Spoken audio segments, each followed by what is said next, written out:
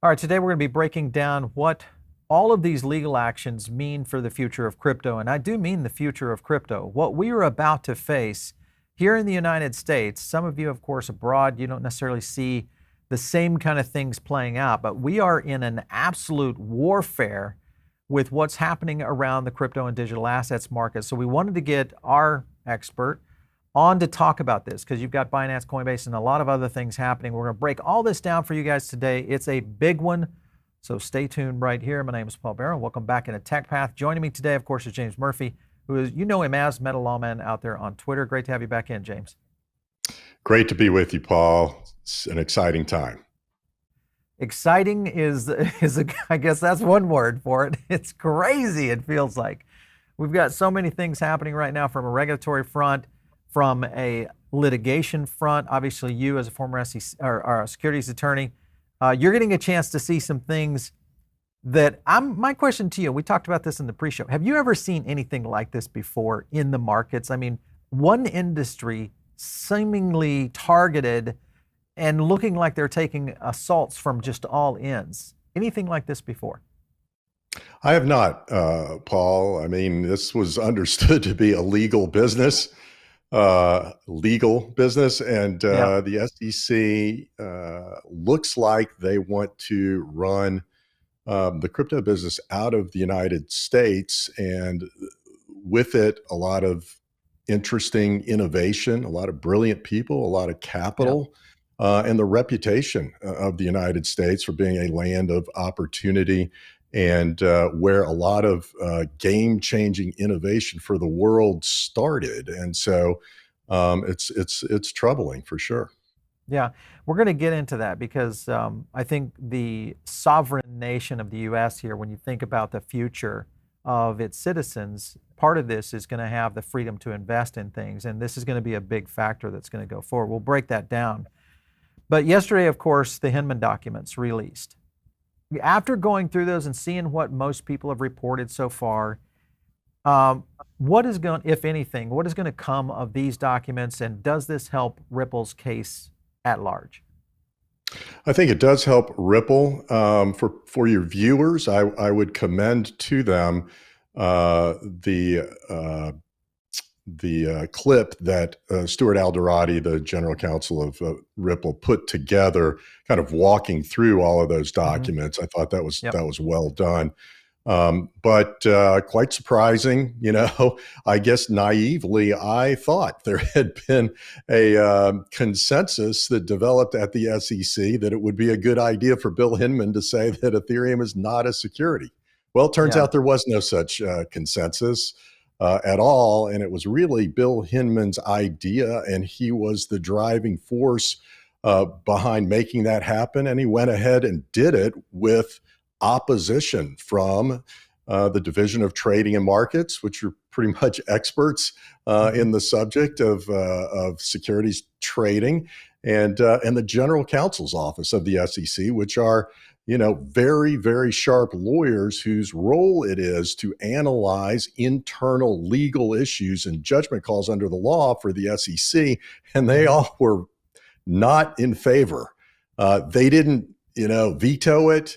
They were very polite in raising questions, but I was surprised. It was really Bill Hinman himself that was the driving force to make that happen. And then he articulated a couple of new factors that he said the SEC considers in determining whether a digital asset is a security. And then again, the Division of Trading Markets and the General Counsel came back with, well, Bill, this is not anywhere in the Howey test. We're not sure that this is such a great idea. Why don't you talk about factors in the Howey test instead? He did not, and went forward with what he wanted to go forward with. Now, interestingly, shortly thereafter, Jay Clayton endorsed that speech. So I think there's a good argument that, for better or worse, that is the policy of the SEC. Yeah, interesting stuff for sure. Could this be used against Gensler in any way, based on what we know now? Yeah, I think you see in all of these cases, the point being made by the defense lawyers that there was uncertainty when any particular token was issued. And certainly as it is traded on a secondary market, there was uncertainty as to whether any particular token qualified as a security. And that is confirmed by this look we get into the building at the SEC, where there is a lot of uncertainty. And, one of the players on this feedback on the Hinman draft speech said, hey, Bill, don't say it, Ethereum's not a security. We want flexibility to take a different position maybe some other time later on Ethereum. Now, this is crazy. We're supposed to live in a world of a rule of law, not, agency personnel making the decisions about significant issues like what's a security and then changing their position later. So I think it's very helpful. And finally on this, Paul, what was an interesting comment was, I think the Trading and Markets said, Bill, if you give this speech, there's going to be more confusion than exists right now, acknowledging that there was confusion right then, and that if he gave the speech, there would be more, not less. And so this was supposed to be guidance, but in the view of the personnel at the SEC itself, this guidance added to the confusion. Yeah, and I think that was the case that Brad Garlinghouse was making, is that these kind of bombshell issues would only add fuel to the fire of the confusion that was already at play when Ripple was charged for their actions. So it's a very interesting turn of events going forward. Again, all of this will depend on whether or not we see this, through Judge Torres or the actual litigation coming to fruit on where Ripple will be. There's some other things, and you want to add to that? Yeah, just your point on Garlinghouse. When you put the chronology of this together, it's quite remarkable. The speech was in June of 2018. Garlinghouse went in 2 months later to talk with Jay Clayton and some other people, the top, the chairman and some other people. And he just heard, wow, Ethereum's just gotten the all clear sign we're good to go. Hinman. I'd like to talk to you guys about the status of XRP and just let's have a discussion about it. And Jay Clayton shut it down immediately. They wrote a memo about it confirming. Jay Clayton shut it down and refused to have that discussion with Brad Garlinghouse so that the uncertainty would continue. I think this is helpful to the Ripple argument. Yeah, for sure. I mean, it does look like there's nefarious actions at bay here. So very interesting position. Of course, obviously, one of the reasons the SEC fought so hard to not release the Hinman emails. Let's get into the next topic, and this is the SEC versus Binance US. Now, obviously, there's a lot happening right now within this case, and it's getting more heated and more heated. I was looking at your tweet right here. Sounds like the hearing versus SEC versus Binance went even worse for the SEC than I had heard. Break this down, because there's a little bit here, but I want to read between the lines in your opinion on where you think this hearing went. Well, the SEC filed papers to get something called a temporary restraining order, which is an extraordinary remedy at the very beginning of the case that is used when there's really compelling evidence of fraud and that the defendants are bad people who are going to take assets and run, really. Right. And so they tried to paint the very worst picture they possibly could of Binance, CZ, and Binance US. Well, Binance hired some really, really good lawyers, some of the very best in the country. And one I mentioned, Bill McLucas, is a legend, in our business, the securities law. He was the director of enforcement at the SEC for 8 years, the longest serving director of enforcement ever. A lot of people were mentored by Bill and look up to him. A lot of people I hired and worked with, my partners. Yeah. Anyway, they made a very compelling argument with affidavits of the chief accountant of the SEC saying there's no evidence here of any emergency. or any movement of U.S. customer assets overseas like the SEC is claiming. And this Right. was the critical, pivotal issue, Paul. Were assets of U.S. customers disappearing? Because if the answer was yes, why then you have an FTX scenario, Sure. and it would make sense to enter a TRO. So we get to the hearing yesterday, and the judge has a very simple question for the SEC. Do you have evidence that U.S. customer assets are being moved overseas into the control of Binance and CZ? And they couldn't answer. And she asked specifically every single SEC lawyer that was appearing before her. I don't know how many it was, but there were a few. None of them could answer. She became very frustrated and concluded that there really isn't any emergency here, and sent the parties back to try to negotiate an agreed order that will allow Binance US to continue in operation, not kill it on the spot, and protect customer assets, which was a reasonable and rational thing for her to do. But I can tell you, she asked some really, really hard questions of SEC lawyers, and they did not have good answers. This is interesting to me from the SEC standpoint, is the on-chain forensics that is available within blockchain. You would think that they have the capability of being able to monitor this situation all the way down to every block, every wallet that's coming out of Binance, globally, as well as what's happening in Binance US. So is this normal, though, activity from a government agency to issue these somewhat frivolous attempts to try to thwart a business from operating? Have you seen this happen before? I mean, you said it's usually because there's nefarious actors and there's people that are doing things that might not, that usually they have evidence for. Is this like a normal thing that they just throw out these kinds of, injunctions?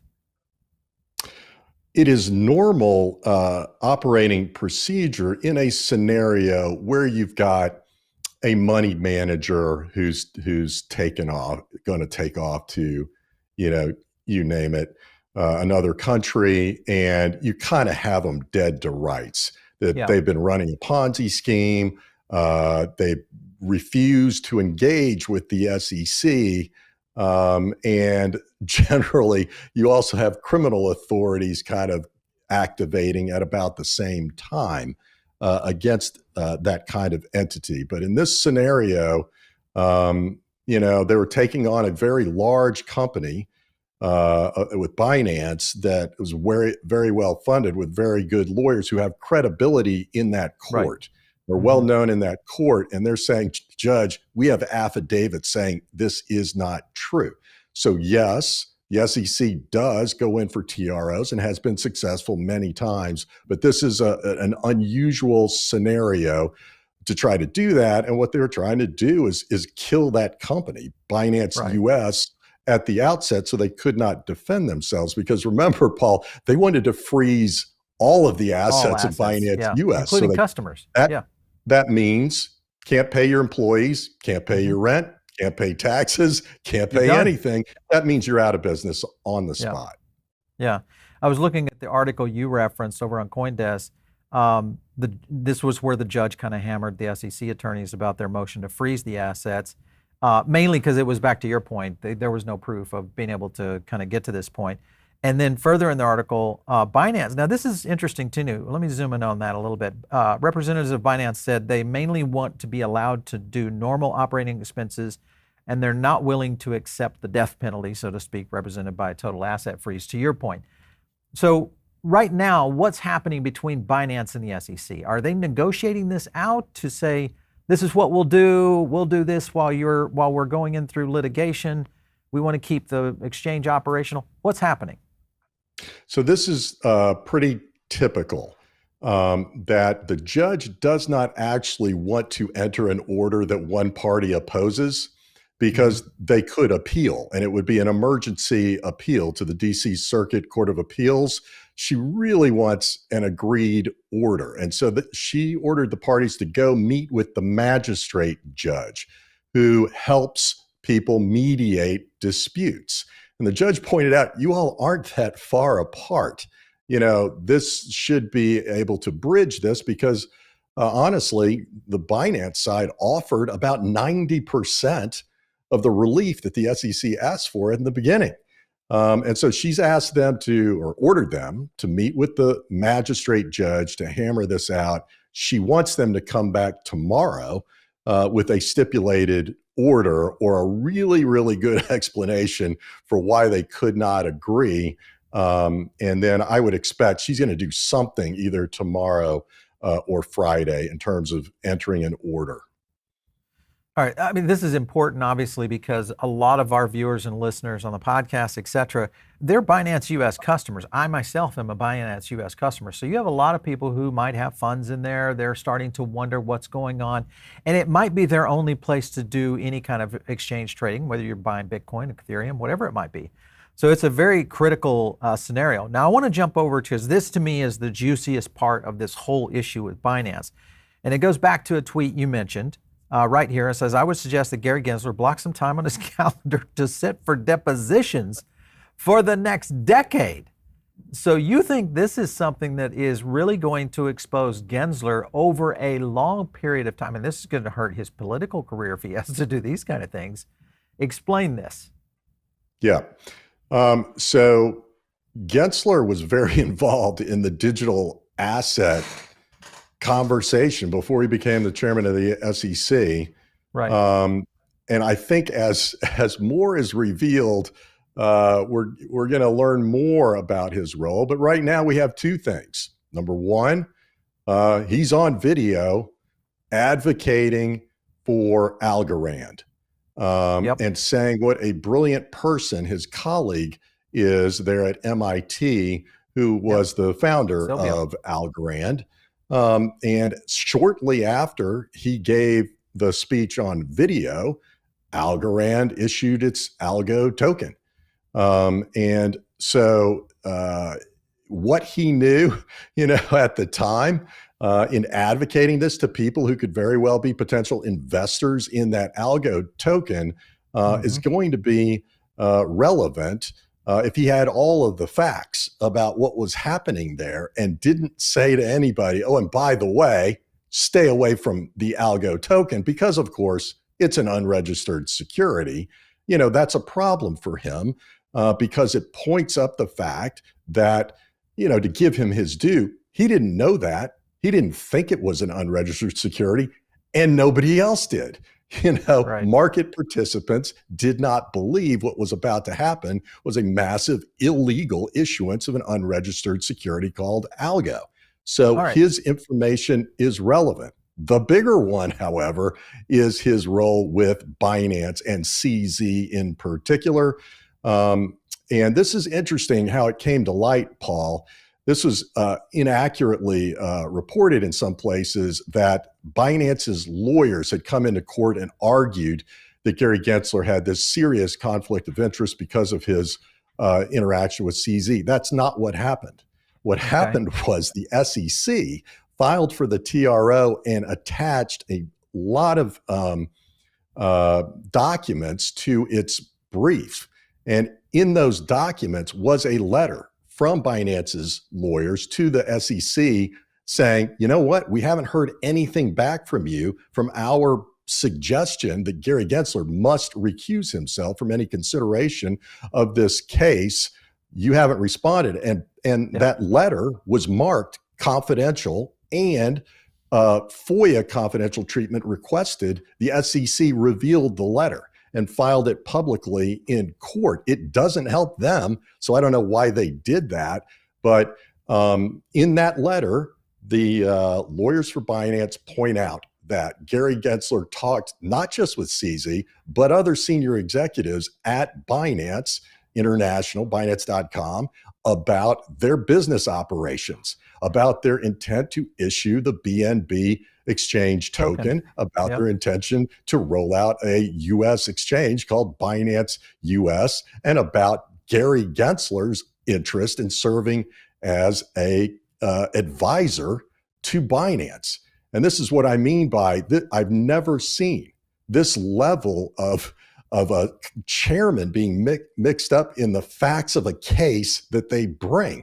in enforcement. I've never seen it like this. And that letter concludes, therefore, for these reasons, Gary Gensler is a material witness in this case, which means they're definitely going to try to get his deposition and call him as a witness in trial and get his documents just like the Hinman documents. Wow. All right. So, man, there's so much here on just that, because this could get into a scenario. My question to you, first of all, let's go back to the Algorand thing, because I want to retrace that for a second here. Gensler mentions this, and at the time, maybe he's saying, I'm just going to take devil's advocate, from a court position here. At the time, he did think that it was not, or could not assume that it was a security, and made those kind of statements. Versus now, what he's saying is, yes, Algorand is a security. I was just looking at a tweet right here coming in with all the list of tokens that have been listed by the SEC that contends are securities. And of course, right about midway down, you see Algorand right there on the list. So with that being the case, could facts have changed to be able to give him an out, first of all, on that, based on his assessment prior to that, where he was talking about Sylvia Macaulay and Algorand, a Turing Award winner, MIT professor, etc. Could facts have changed and get him out of this? How would that play out? That's possible, but get him out of it in terms of being a witness, I don't think so. Okay. He can say, it wasn't going to be an unregistered security at the time I was talking about it. I don't know of any such changed circumstances, but it's possible, but that doesn't get him out of being a witness. And so he needs to look forward to that. And it's sort of surprising, when you're talking about exchanges that are trading over 100 tokens, why pick one that the chairman's all mixed up in? That's fascinating. Yeah. Okay. So another question here is kind of looking at this case, lining up against CZ and Binance in general. Could this, in fact, get Gensler in the hot seat? Because it's going to be difficult to displace him as the chair before maybe the next administration. So could we see him get in the hot seat, get into so much water that there's just a political scenario that it's starting to look bad on the administration, and they actually change the structure of how the SEC is done? Could that happen within our timeline between now and the next admin? It's possible. I don't think it's likely. I think he's got a lot of political cover. I think Senator Warren really likes him.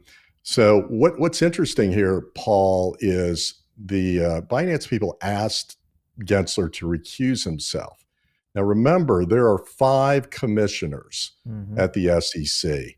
We don't know what the votes were on authorizing these 2 cases against Coinbase and Binance. But if, hypothetically, Chairman Peirce and Ueda voted no, then Gary Gensler was the deciding vote. You got to have 3 votes to authorize an action.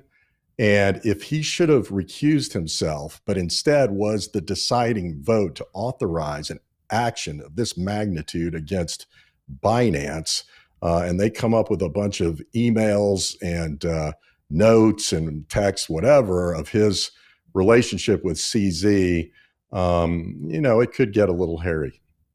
Yeah, I was just looking at all the chairs there. Obviously, Hester Pierce, we've talked about here on the show quite a bit, and then Ueda, which is involved in this. So to your point, yes, that's a very interesting. So legally, I mean, if anything, it just gets really messy and dirty for Gensler as we start to trace through all of the Binance scenarios coming within this.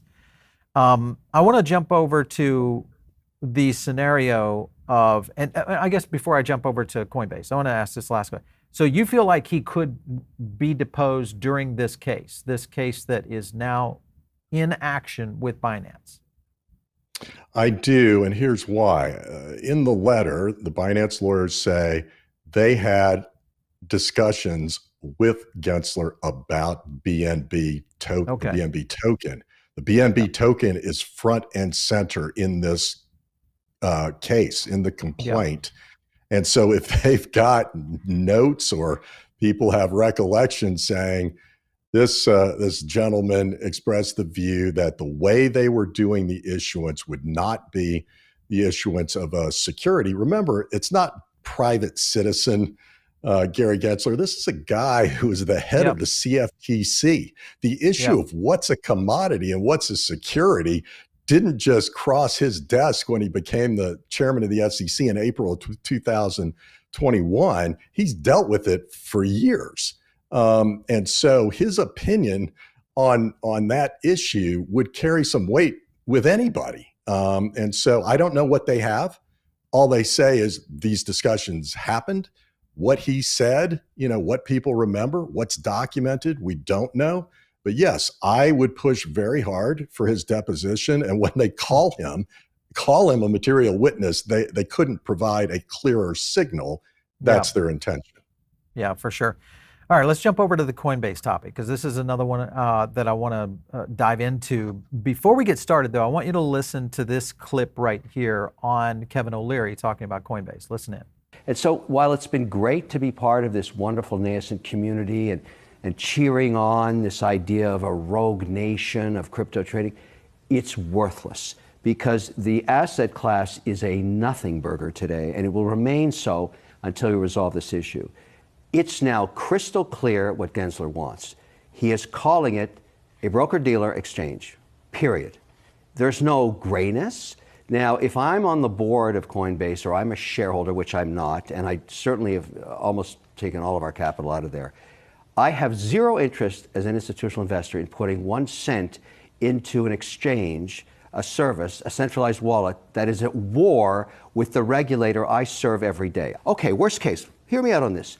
Let's agree Bitcoin is a security. What's so wrong with that? Why not agree to that and then have $1 trillion come into the market once you've had that agreement? I'm okay with whacking Brian, he's a great guy, putting someone else in there. He's a great guy. We can get rid of him, but he's a great guy. He's a pioneer, but if he worked for me, I'd fire him.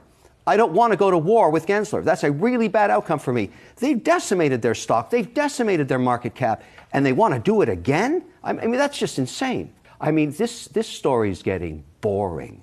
It's getting boring. Hey, let's fight the Securities and Exchange Commission one more time. Sure. What a stupid idea. It's over. It's so over, it's almost getting boring. Gensler has told him countless times, no, no, no, and no. Read Gensler's lips. The answer is no. All right, so we clipped a couple of links there together. And as you can see, I mean, this is a pretty broad statement from O'Leary. I mean, can Coinbase afford to take the SEC on with these kind of statements as it is right now? What's your current situation on this?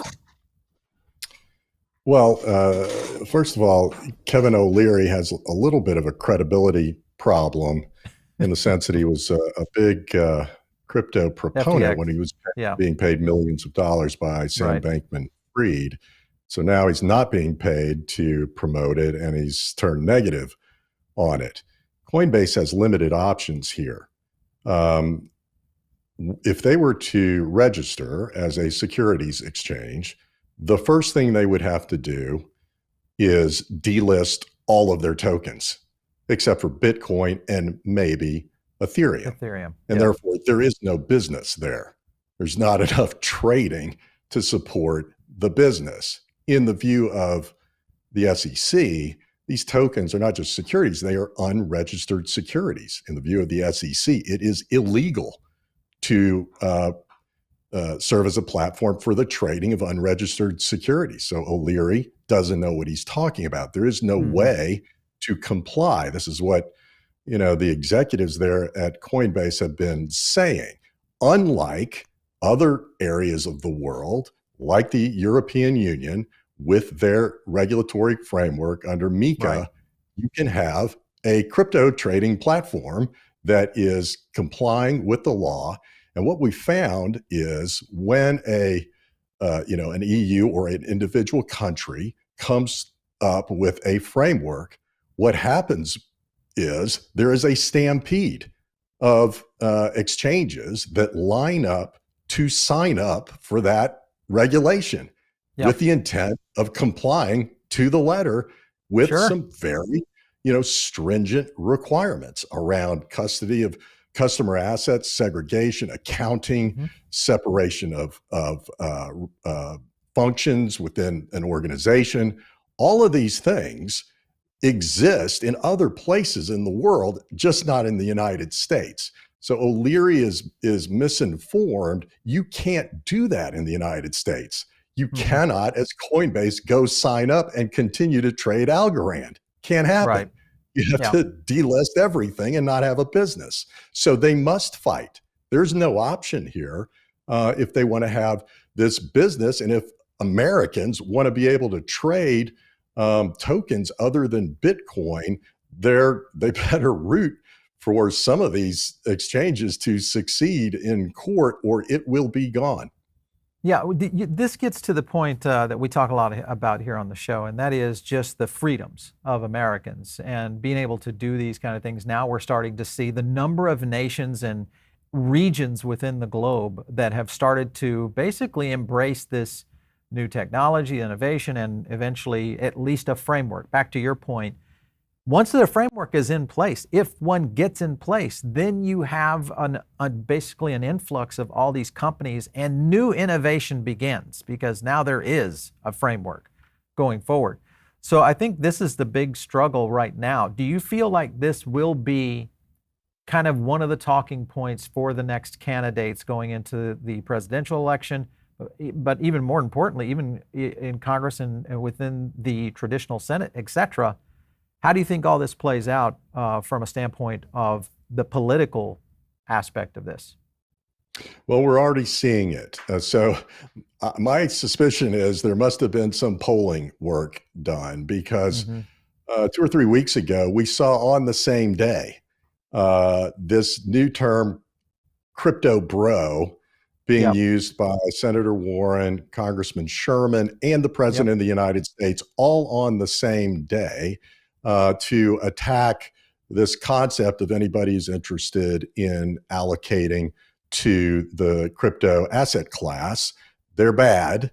And apparently that's supposed to be a vote getter and a campaign, money getter.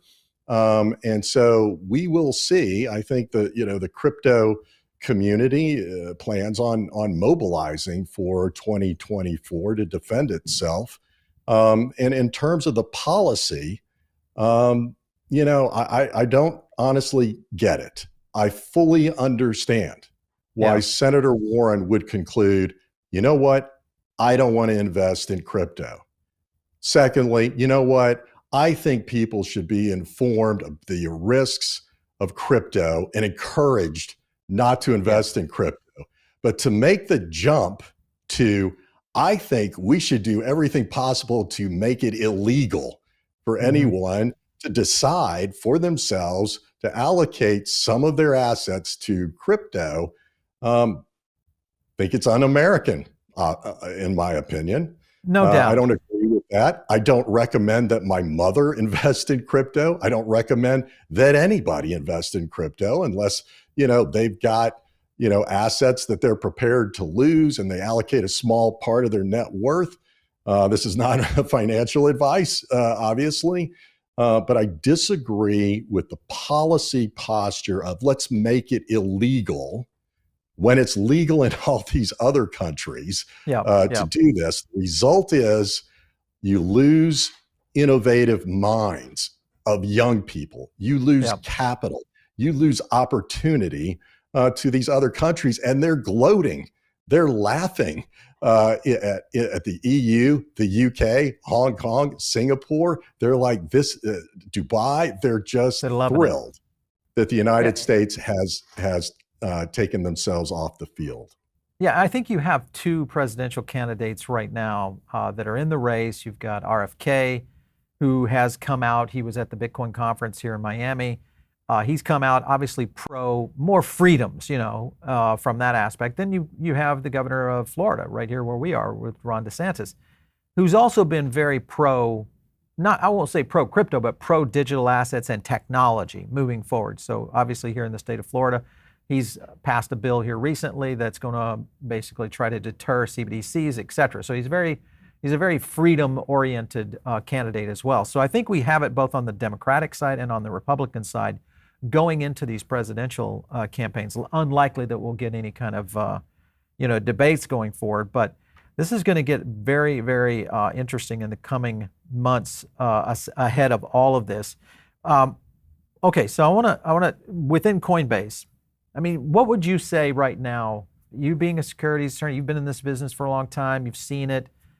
You've probably seen other cases similar to this. What would you give them on a likelihood of marking a win on this against the SEC?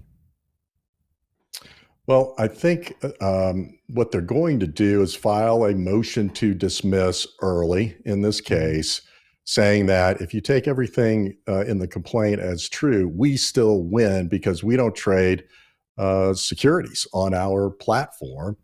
And so it's going to be, get a judge to take a good, hard, long look at, do tokens traded in the secondary market qualify as securities under Howey?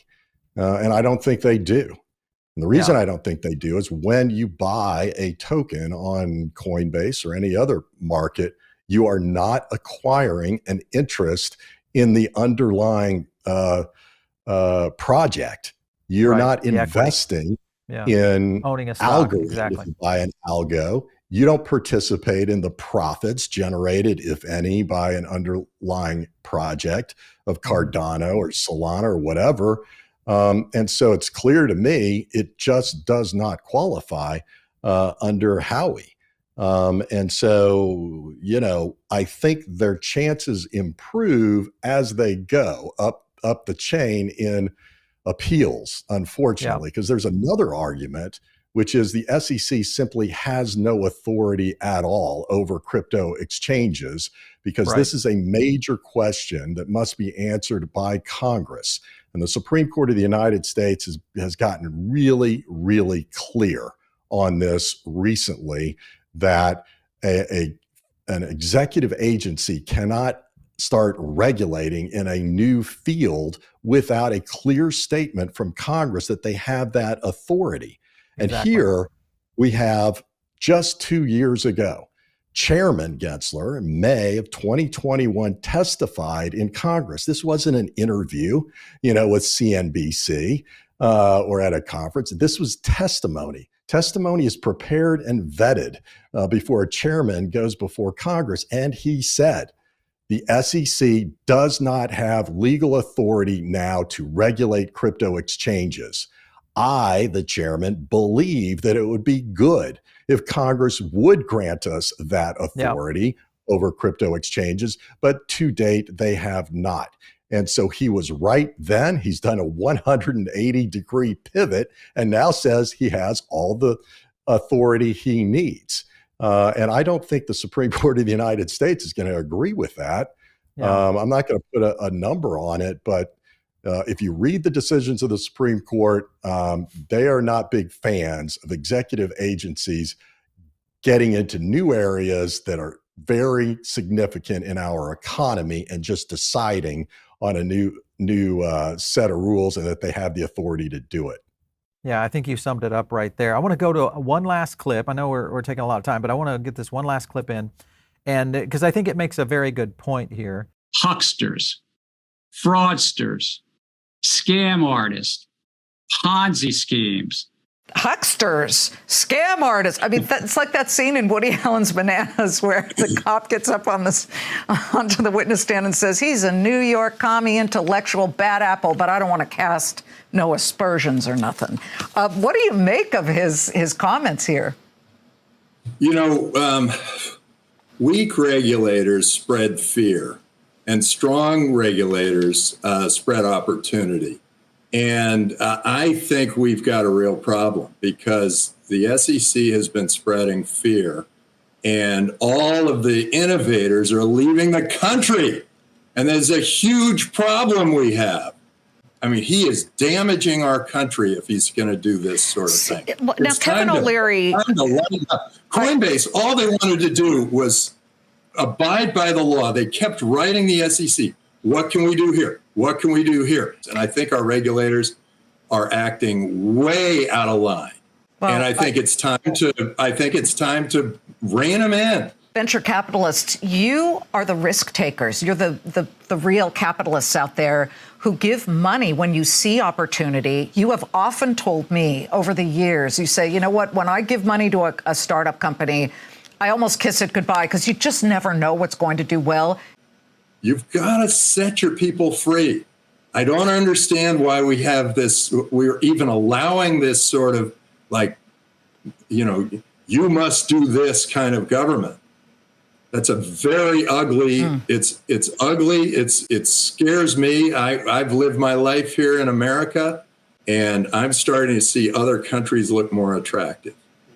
All right, I'm going to pause that one there. I think that hits it home right there, James, on exactly what you're saying is flight of innovation, countries now starting to rise into maybe the whole aspect of the future of where digital is going. I still have a position that the United States is one of the most critical cogs in the wheel of blockchain technology and crypto as a whole, because it needs it, to really accelerate to the level that we need it to, from investment class, much like when you had the birth of the internet. The growth of what we saw out of that was just amazing. All the companies that you invest in today on Wall Street came out of that birth period, which was in the early 1990s and mid 2000s. So a lot happening within that. One last question to you is the scenario where even Janet Yellen has come on and said, because this may make a difference, is that stablecoins need regulation. Maxine Waters, we just did a clip here recently of her saying with Patrick McHenry, we might see a stablecoin regulatory framework come out. Would that make a difference, in your opinion, to kind of set at least the groundwork going forward for blockchain innovation and obviously the crypto markets? I think it would be a good step forward. I think there is some possibility that could happen, that you get enough bipartisan support for regulation of stable coins and what kind of reserves they should have and how they should be able to attest to those reserves. That's just common sense regulation that everybody could get behind. We don't want stable coins that don't actually have the reserves to back the coins that they're minting. We don't want fraud in crypto. Nobody wants that. And by the way, there's a lot of fraud in crypto. And Gary Gensler is now obviously overreacting because he missed the FTX thing. He met with Sam Bankman-Fried numerous times, and Sam Bankman-Fried had registered entities with the SEC. People don't understand that. The SEC had authority to examine the operations of FTX, and they missed one of the biggest Ponzi schemes of all time. And so now we have overcorrection to, hey, let's get rid of crypto entirely. Well, I'm in favor of getting rid of the frauds. And so having a stablecoin bill is a great idea. I think there should be rock solid reserves behind stablecoins. And if we can prove that this government that we have can act together in a bipartisan way to do something smart, that would be a good precedent to tackle the bigger issue of what should the entire digital asset ecosystem regulatory environment look like. Yeah, for sure. James Murphy, always good to have you on the show, breaking down, giving some insights here, I think, and dropping some great knowledge on our audience. So we appreciate your time today. Thanks so much. Thank you, Paul. Always a pleasure being on with you. You bet. All right. So here we go, guys. This is a big one. You obviously now understand that the crypto army, whether it's Senator Warren and many others out there that have intent to go one direction. You, on the other hand, have intent to go another direction, and that's personal freedom, the ability to invest in things, be able to do and make your own decisions on how you want to deploy your capital. And I think this works in a lot of different markets out there. And I think now we're starting to see that maybe for the very first time playing out on a national stage in what could be the biggest election of our lifetime. That's right, of our lifetime, coming up in 2024. So a lot happening right now. We'll continue to drive in a lot of additional content for you guys and give you guys all the latest on this. Make sure and jump in on the Diamond Circle. It's a very easy way to stay connected. And of course, get connected to our additional content just by joining with the link down below. Of course, if you want to catch me, it is out there on Twitter @PaulBaron. We'll catch you next time right here on TechPath.